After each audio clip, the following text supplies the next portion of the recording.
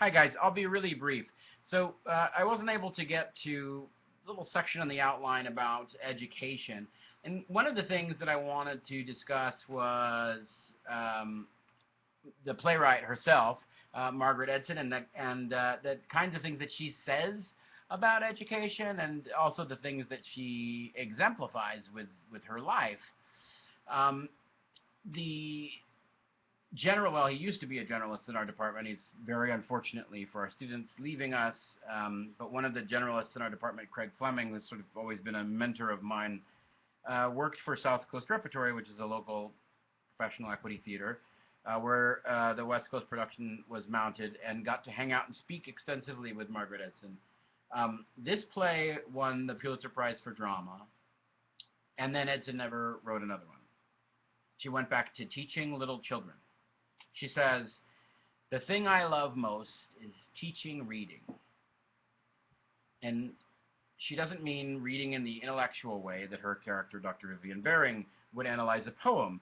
She quite literally means teaching reading to small children. I'm reading a quote right now, which is her main occupation at present. She thinks of herself as a teacher, not a playwright, much less a playwright who won the Pulitzer Prize for Drama with her first play. Although the critic John Simon stated in his review of Wit that Edson should be handed the Harvard English department, Edson is committed to her public school kindergarten classroom in downtown Atlanta. It's so corny, but if there's a world that I want to see that has more justice in it, teaching is the way for me to bring that about. She explains, reading and writing is power, the thing that gives you the most power in your whole life. I like being a part of students acquiring that power. I like handing that power over.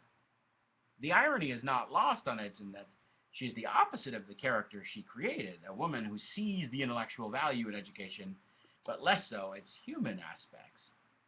Well, first of all, I don't think that it's necessarily irony. I think that that's completely intentional. Of course she would create a character like that, because the character is meant to help us discuss, to give us a platform to think about those issues, right?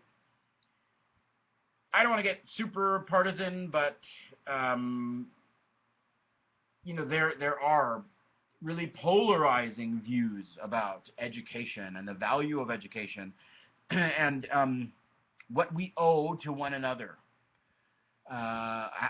The extent to which we should all support all of us being educated.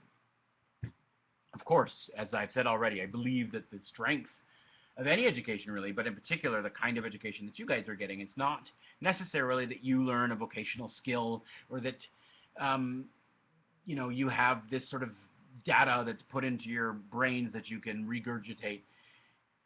That it's really quite different. It's about learning to question and to think divergently and to use your creativity, to use your wit, right?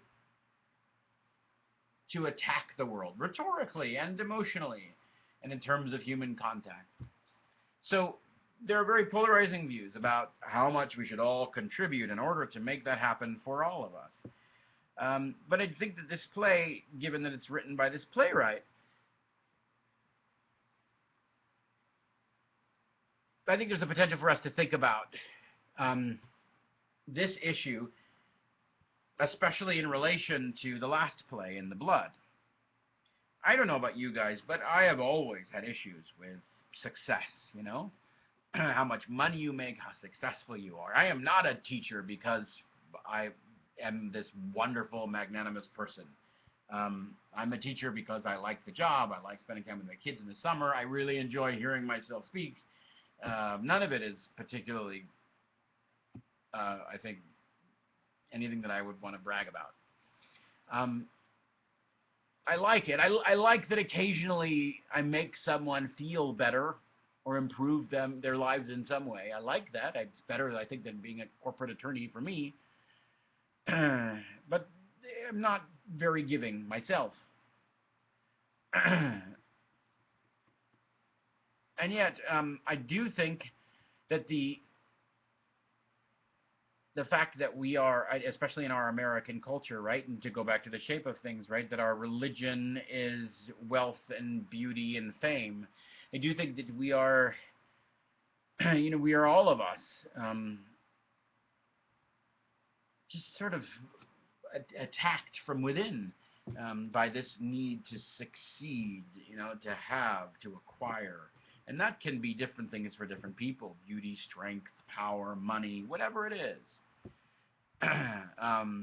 It generates fear, reticence. It generates the desire to distance yourself from others, to hide, right? Which is what Vivian Baring decides to do. So, and in The Blood, I think that we have this discussion about chaos and the potential for all of us to end up like Hester. And we talked a little bit in the Collaborator, you watched in the Collaborate, about this social net and what we can do to help people who've fallen on hard times as a community, and what our responsibilities are there, and whether we see that as thither I shall go and it takes a village, or whether we see that as this is my money, I earned it, I got it because I'm better than you, and I'm not giving any of it up to you, right? Those are polarizing opinions, and of course most people aren't those caricatures. But I think the polls are useful to have a conversation about the gray area in between where most of us sit. And this play in particular brings that general conversation about what we contribute to education. You guys are getting a degree right now, which is getting more and more expensive. America is not going to be this greatest nation that God ever blessed the earth with, that we like to, invoke all the time, unless we are all these creative people who are capable of not just laying bricks, but thinking of a new way to lay bricks.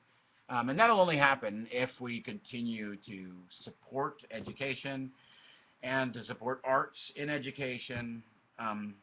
So that's just my little soapbox relating to this brilliant playwright, who's also just a really cool person, clearly, from what I've read.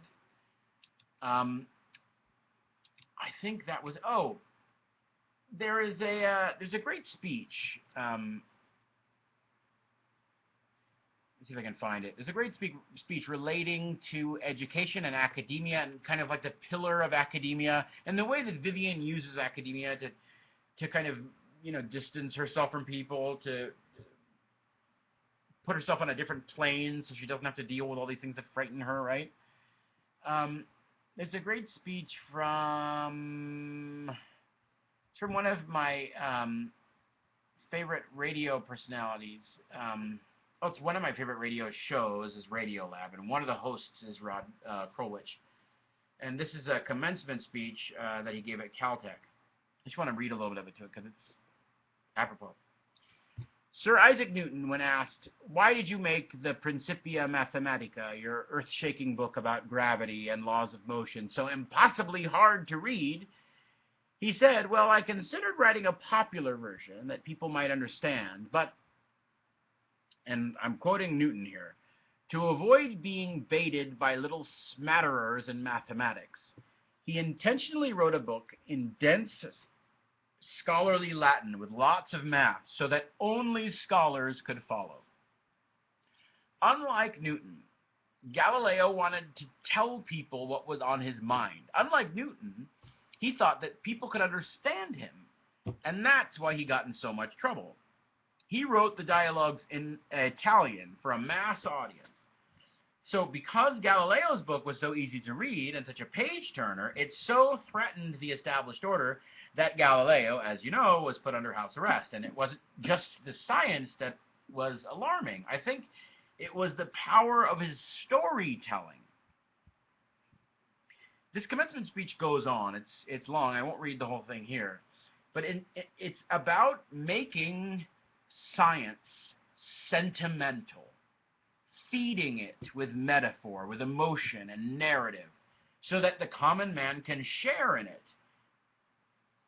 Otherwise, sectarian, politicized religious concerns can eradicate hundreds of years of hard science in favor of myth, right?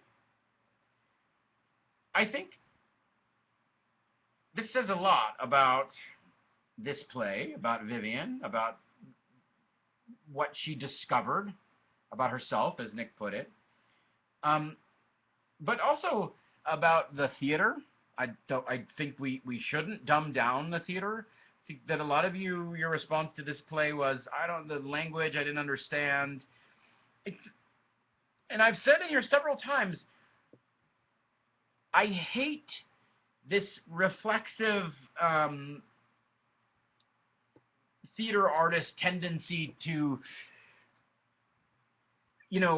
just assume that whatever's happening in the audience is what's supposed to happen. So if the audience is bored, well, you're supposed to be bored. What does that say about, the play?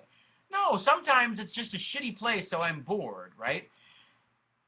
I also hate the fact that people so often feel like theater is over their head. I don't think that's the problem necessarily of the audience. I think that's often because the kind of theater that's being made isn't for the audience. It's not being made in connection with the audience. But I want you guys to look down on this play is too complex in terms of its literary conventions, or in terms of its vocabulary, or I don't share the same vernacular with this character, so I can't understand her. Look down on that immediate feeling, and then go back and address it from the perspective of static on the line and pain, right? You got to have that static to really hear. You've got to be in pain in order to get that good workout at the gym. Really embrace it. Understand what's happening in the play. And then from the opposite angle, it is possible to bring a flair of the dramatic, right, into everything that we do so that we can share it with people. Vivian's downfall was not connecting with other humans. So no matter what your major is or what your interests are, they are born, just like the theater, when they come into contact with other people. The play is a blueprint. The theater is a communal ritual. And I think that's probably true for whatever you're into. The theater is my thing. Maybe your thing is, computer architecture. It still really doesn't come alive until contact, human contact. So go out there and make some contact. Let's have a great last 2 weeks, and I will see you guys soon next week.